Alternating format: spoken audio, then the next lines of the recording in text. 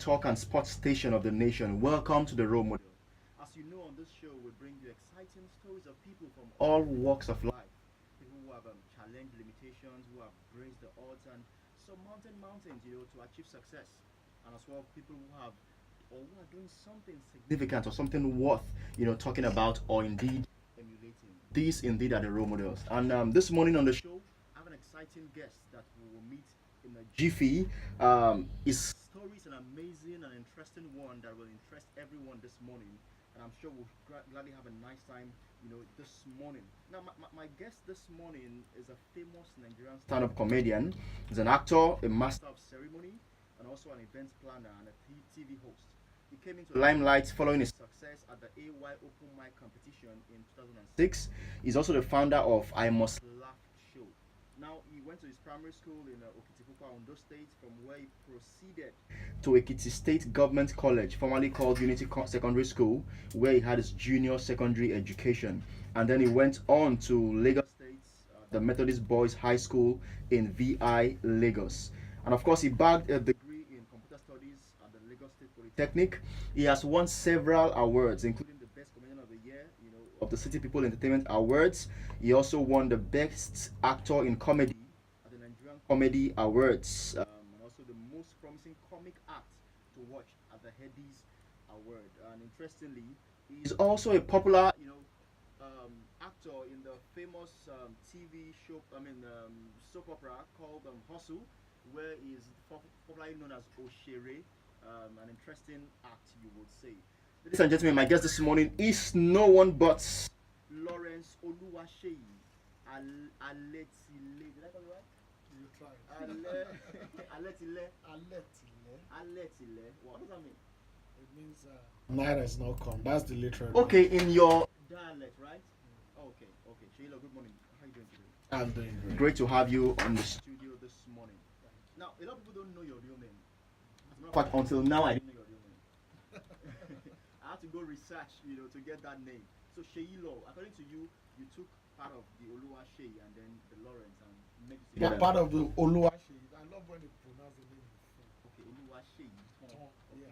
Okay. Because when you say Oluwaseyi, God has done this. Yes. When you say God has done this to the end, He has completed this perfectly. Okay. It makes more sense. Okay. Now, let's start from here. According to your story, you came back from Gabon when you were 6 years old. Mm-hmm. Now, it's not. I was always in Gabon. Oh, okay. I was born in Gabon, but then my mom brought me back to Nigeria when I was 6. Brought me to Nigeria when I was 6. Okay. And that was where I started my primary school education. Okay. How was life in Gabon when you were there? It was pretty interesting. Okay. I didn't know that they used to take lights until I got back. So how was it for you making that shift from Gabon to Nigeria at that early age? Well, what did I really know? It was more for me like they just brought me to come and school. But I remember crying seriously for my mom, and because I was dumb in the boarding house. So at age 6? Yes, I was in the boarding house at that time. And when my mom was leaving, I think what she used to deceive me was she was going to buy a cup that she didn't buy then, and she would return with the cup, and I didn't get to see her until 2 years later. So I waited 2 years for a cup. All right. So you grew up in the Elijah community. Tell us about your growing up days.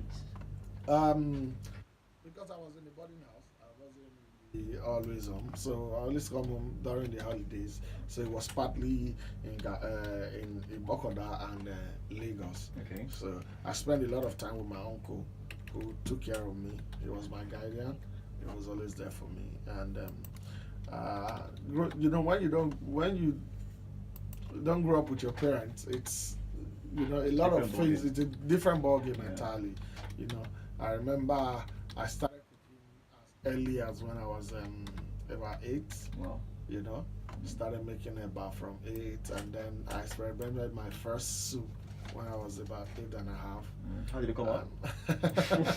You must always. I can imagine. You have that terrible first experience, but then some of those things that we term as suffering from when we're growing up, you just discover that it's those things that have shaped our life to what we are right now. Okay. You know, they've really shaped my life, and I can tell you, the kitchen is never a boring place for me. I can go in the kitchen for hours, and that's really informed my personality now. So All right, that's great. According to you, you grew up in a poor family.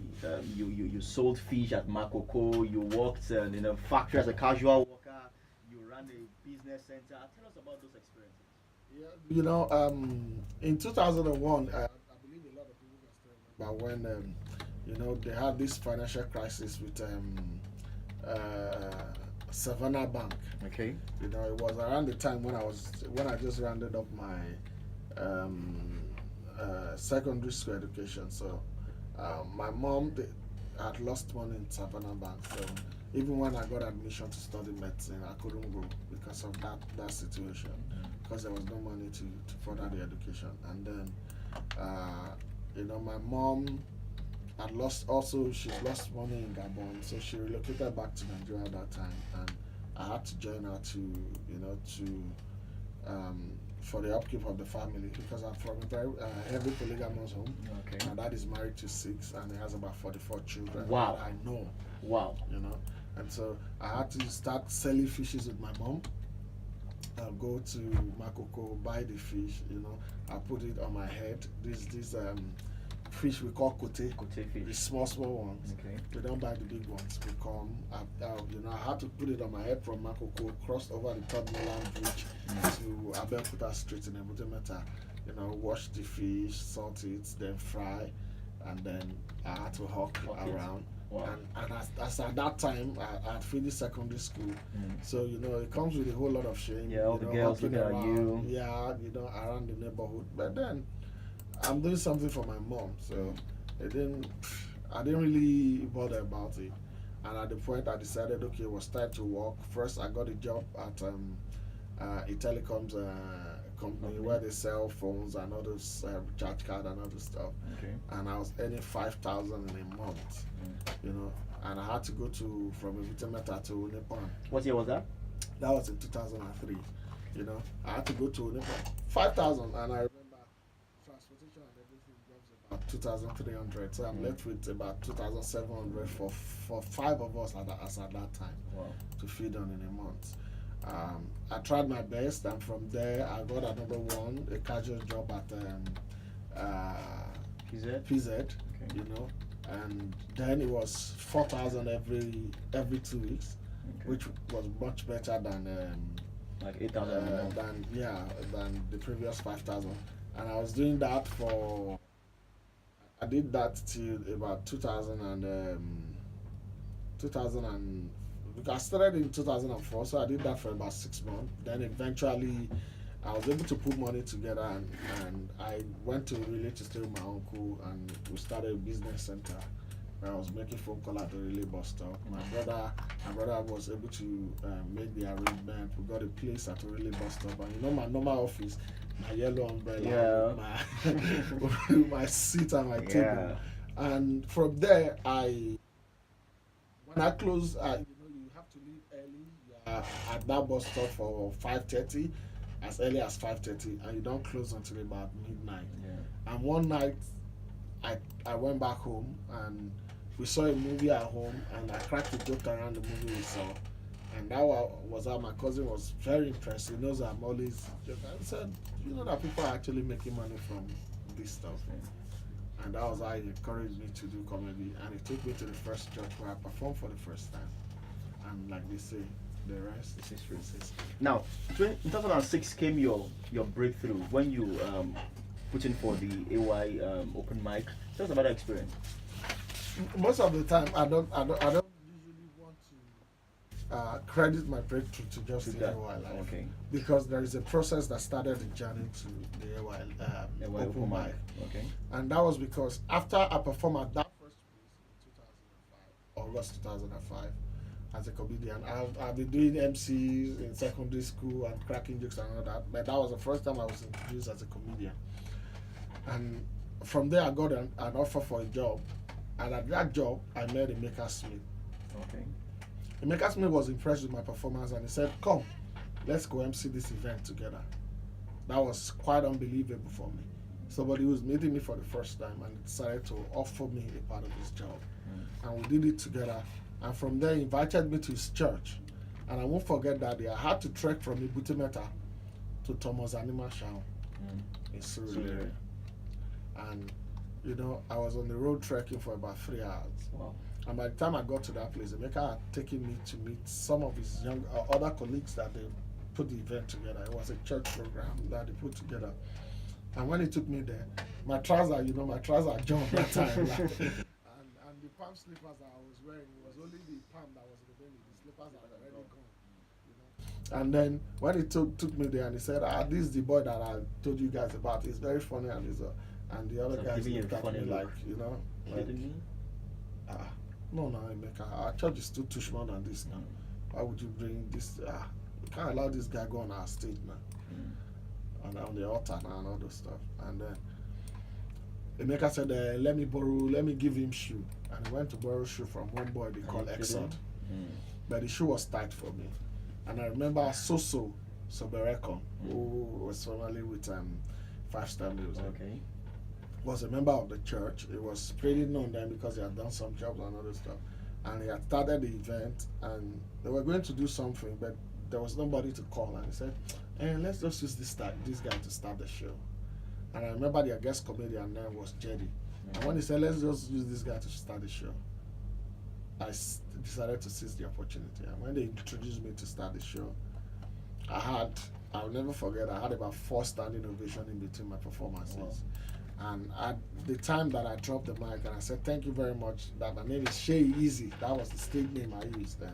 Seyi Easy. Jedi, who was the guest comedian, ran on stage and he heard me and was like, man, this is a raw talent waiting to explode. This is somebody that is going to take the industry by storm. And for me, he was not speaking of himself. That's what I felt at that time. And by the time he did all that, he decided to take me under his wings. So Jedi was the man. It's now a journey from Emeka's name. To Jedi. And Jedi introduced me to AY. Okay. And AY as at that time was going to organize the AY's Open Mic Comedy Competition. And by the time the competition came, I won the first edition. And from there I got the offer to be on the Night of 1,000 Laughs. Okay. The Basketman's Laughs and Jams. And it's been upward movement ever since. Wow, that's great. Now, in all this, what role did your mom play? I mean, in supporting you towards this journey in comedy? As at the time that I decided to start that comedy journey, my mom had to relocate back to our village because things were pretty tough, and the fact that she couldn't provide some certain things, somebody who was be providing for a whole lot of people, including extended family, and suddenly everything is upside down, I understood her plight, and she decided to go back to the village and all this stuff. And when I started comedy, I'd led the business center.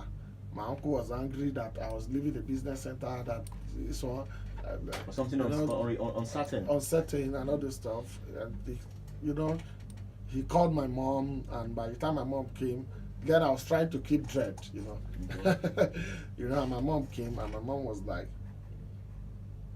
I'll allow you to do anything. But this hair, I don't want it. Go and get rid of the hair. And I went and I cut my hair, and I came back.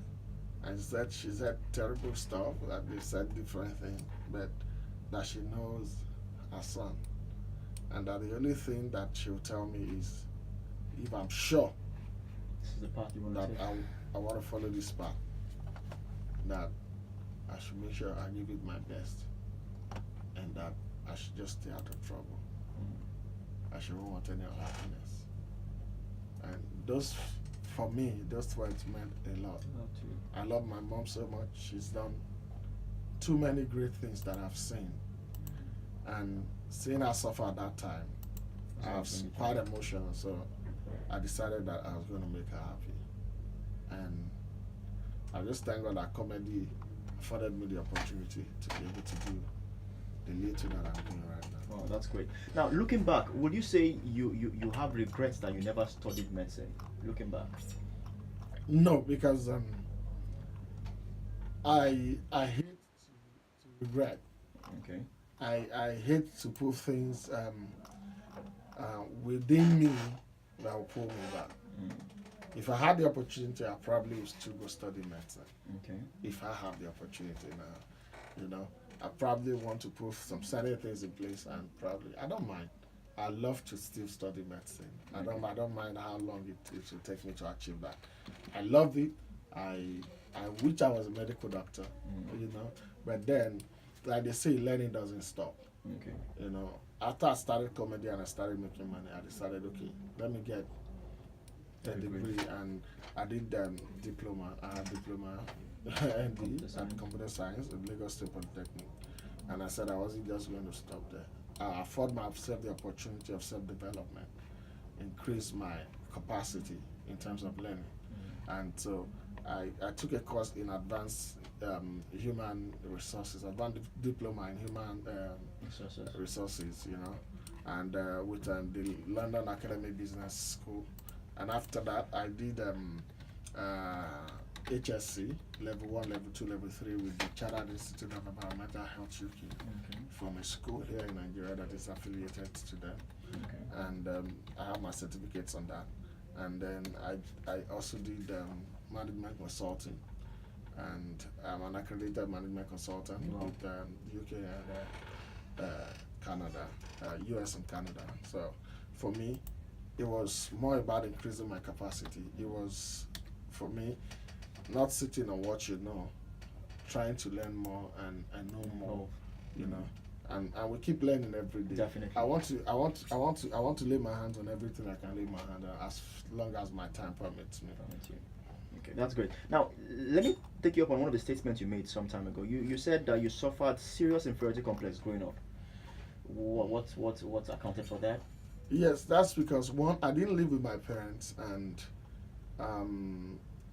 at some of the places where I lived, people will always favor their children over an outsider, whether they're family or not. You know, sometimes it happens. People even have their favorites among their children. So I'm beginning to understand that now. But I didn't understand it back then. You know, I remember when I have to go sell water, hot water in the market, go sell what we used to call jumbo drinks, then condensed milk and all those stuff. And I have to go sell them in the market, and then, you know, I'll come back home. And the day my mom is returning from her trip, that's the day they'll give me new clothes and ask me to sit in front of the TV. You know, and these things happen a lot of times, and so because of that, I discovered that I had a lot of anger issue. You know, and the reason is very simple. I wanted to measure up. So when I see their children and they're not giving me the respect that I think I deserve, the only way I want to get it is to be the daylight out of them. You understand? You know, but over the years, I started studying myself, and I asked myself, what is this thing that has given you this kind of attitude? And I discovered that it was because I feel inferior to other people. And I discovered that when I get in discussions with people who are older than me, and they see some level of intelligence in me, they tend to pull me closer. So I started getting other people appreciating me. And I told myself, why don't you improve on your reading culture? Why don't you improve on getting better with yourself so that you can discuss more intelligently with people? And with that, you know, you'll be able to overcome that complex. And that has taken me to a whole lot of places. I speak to people, I've had to motivate other people, and, you know, it helped me ease through that pain of feeling complex, you know, about myself. And I tell you, it really helped, you know, and that's why I've never stopped reading. That's why I've never stopped studying. It's very important, really. Right, that's good. Lagos, we're still talking to Seyi Law this morning, and you can call in this morning to ask one or two questions. 012770993, 012771993, and 012772993. Please put in your call through. Now, Seyi, let me ask you, in your journey as a comedian, what is the greatest challenge you faced? every young person coming into the comedy business will probably face the same challenge, and that's the challenge of recognition. You want people to be able to put your face to your joke. Okay. You know, and some people understood it as soon as they're starting, and which is when you finish performing, you keep ringing your name in the ears of the people. And one of those people who made very good use of that is Akporo. Okay. You know, what is my name? And everybody goes Akporo, you know, and he was able to use that. But as at the time that I started, I didn't understand that. Okay. You know, it was more like, I have to be funny. To be able to You know? stamp your feet. Yes, so I'll go on stage and I just deliver. And it took a long time to discover that even after I had finished performing, people will now walk up to me, what is your name again? Wow. You understand? And that was because I wasn't stamping my name to my Your jokes. jokes. You understand? So recognition was something that a lot of us had to deal with. You know, but thank God for the huge platform that we have right now. The platforms of like the AY Life, the Fast and Funny that I do, the Chronicles of Hush Baby, Basketball, and all those stuff. You know, we have videos going out, and you have other TV stations, radio stations like yours supporting us, putting our names constantly out there. And these are the things that have really helped us. But don't forget, some people will still see me and say, I go die. They know the face, they probably don't know the name. That's interesting. So, Seyi Law, I mean, if I were to ask you, comedians, are they born or are they made? I mean, with your own experience over the years in this industry. The truth is, you can start with nothing and you become something. Okay, are you saying you can learn the art of comedy? Is that what you're trying to say? You can. You can. There is nothing that you can learn if you put your mind to it. You will learn and you will excel in it. And there's also the part of talent, like they say. And people will tell you that talent is just 10%. That other things make up the 90%. And you might be a talented comedian and you end up a beer parlor comedian. You'll just be as funny as anything when you're going through bottles of drinks. Nothing more than that. That is because coming on stage, overcoming stage fright, understanding stage management, choosing your voice, choosing your comedy routine as materials to deliver, are several other things that makes a comedian. The way you dress, the way you address people, the way you appeal to the people, you know. And another thing is, you come on stage, if you're not appealing to the people, they might not listen to you. And that's why when I started, and as I was growing in 2008, I had an experience. I was called for an event. It was the first time Asha was coming back to. Sorry, just 1 minute. Let's quickly take this call. 1 minute. Oh, we lost the call. Okay, please go on. Yeah, I was called to be the MC at Asha Live in Lagos in 2008. That was like the first major big show Asha was doing after she had released her album and she was out of the country for almost a year. They were bringing her back to Nigeria. Okay. They called several other people and there was nobody to do it. And somebody just recommended that. I know this young boy is very funny, he can do this job. It was actually the guy who provided the sound who recommended me. Okay. His name is Caro. Okay. You know. And so they said, okay, let's have him do the event. On that day. And I said, okay, good evening, ladies and gentlemen, you're welcome to Asha Live in Lagos. She's one of Nigeria's greatest music exports out of Nigeria. She's back to Nigeria to trail us tonight. My name is Seyi Law. I'm going to be your host. And because the stage was quite close to the people, and I could hear one of the top dignitaries who was at the event saying, who is this? Are you kidding me? Where's Ali Baba? Where's Basketman? who is this person they brought? And that instantly, these are some of the things that I said when I talked about inferiority complex. That took away all the things that I had inside. Dampened your spirit. My spirit was weakened, and I remember my jokes at that time that was trending. I decided to do the joke to conform to the people. And I started doing that joke in English, and it didn't work. Sorry, let's quickly take this one call, please. Hello, good morning. Hello, good morning. Yeah, your name and where you're calling from, please. Oh, Jude, good morning. How's Banana Island today? Okay, okay. Please go on. Good morning, Jude. Jude, can you hear us? I think we lost Jude there. Hello, can you hear us, Jude? Okay, please go on. Please go on. Yes, Mr. Jude, I can hear you.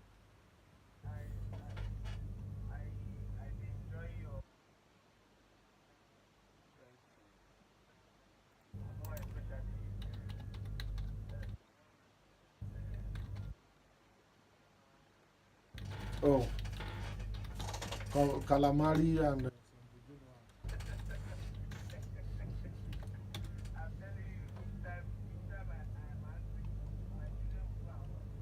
Wow, wow. That's like your medicine. That's great. That's great. That's great. That's great. Thanks so much, Jude. thanks. Really All right, love Jude. this. Thank you very much. Thank you very much. Actually, as we quickly wrap up, quickly finish the story. Yeah. We'll just. So I've gone on that stage.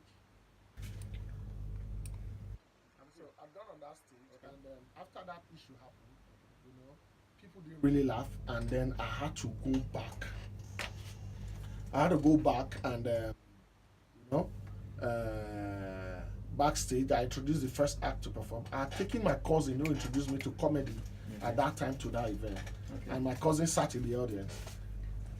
And when my cousin sat in the audience, and you know, once somebody sat in front of my cousin, and when the guy that I introduced to perform, GT the guitar man, came on stage, the mic had an issue, and the person was like, you see, when that idiot came out, they should have used that time to set the microphone. Okay, so you please hold the thought for 1 second, and we'll be right back.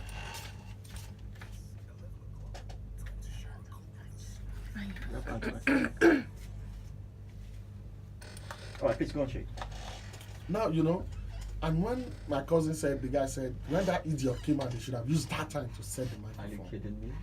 And me, I had gone backstage, and that was the day I actually realized that I just stumbled into the business, and I haven't really prayed about the business.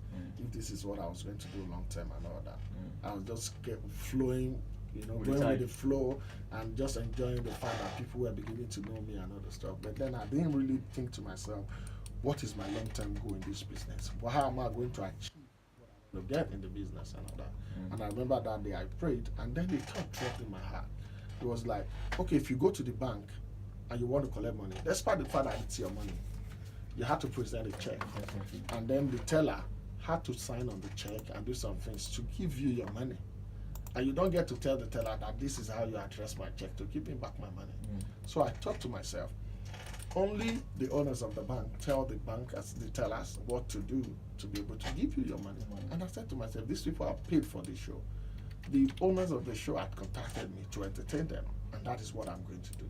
And I remember I went back up on stage after GT Clitterman's performance, and for 45 minutes I had people laughing.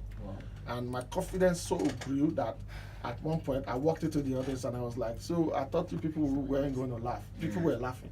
I said, so when I see they laugh, they laugh, you know. I was like, even you didn't even respect me before, you didn't want to laugh. People were, and you know, I came out again, I did another 30-minute set, then I came out again and I did another 15-minute set, which was in all about 1.5, 30 minutes of performance. And for me, that defined and changed my mentality in the business. Wow, that's great. On the last note, Seyi Law, what values would you say have helped you become who you are today? What key values have helped you in just a few seconds? One of my greatest values is the fact that I try to understudy those who have been in the game before me. And I'm also studying those who are coming into the business, what they're doing differently. Okay. You value education, value learning. You see, learning, like I always tell people, self-development is key to your mental and physical well-being and business growth. Because when you give your time to learning, you are not idle. And then you also find new ways to improve yourself and grow your business, which is very important. And I'll tell you something which is very key that I've learned. For the likes of those who have been in the business before me, You cannot take away Alibaba's fatherly figure. You cannot take away the branding that Basketman brought to the business. You cannot take away the audibility of Godos. You cannot take away the dexterity of Igoda. You cannot take away the event packaging ability of AY. You know, you cannot take away the use of English of the likes of Teddy Babyface, Bassett Stara Jr. and all the stuff. And that was why I came up the you in you is the real you. If you discover the you that is in you and you refine it, you will make a unique you. Wow. Don't try to be a second person to anybody. Wow, wow. Thank you very much, Seyi Law. On that note, we come to the end of the Role Model Show. Don't forget, the you in you is the real you. Until I come your way again next week, remember that you can be the best you can be. Go out there and succeed. Have a wonderful day.